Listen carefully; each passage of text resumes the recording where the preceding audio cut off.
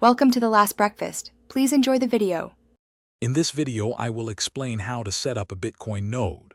First, understand that a node validates transactions in blocks, strengthening the network. Running your own node significantly boosts your privacy and security when using Bitcoin. We'll focus on an easy method, often involving a pre-built hardware solution, making it accessible for everyone. To begin, you'll need some key hardware. A dedicated minicomputer, such as a Raspberry Pi 4, is an excellent choice.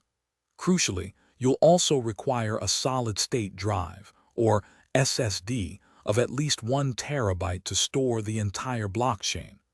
Don't forget a reliable power supply and an Ethernet cable for stable connectivity. Quick recommendation: if you're finding this video helpful, please take a moment to subscribe and like for more content.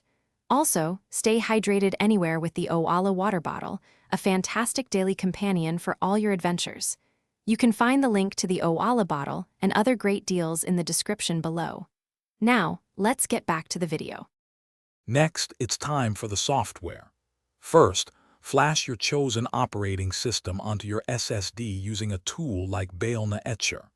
Then, install the Bitcoin Core software, or a more user-friendly node package designed for simplicity. Finally, configure your network settings to ensure your node can seamlessly connect to the broader Bitcoin network. After installation, your node will start downloading the entire Bitcoin blockchain. This process can take a significant amount of time, potentially days, depending on your internet speed. You can monitor the synchronization progress directly through your node's interface. Once fully synced, your node is operational and actively contributing to the network's security. Thanks for watching.